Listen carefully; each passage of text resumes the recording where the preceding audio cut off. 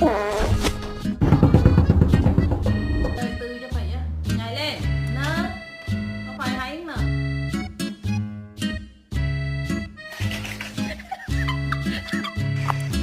Got some. You're such a shit.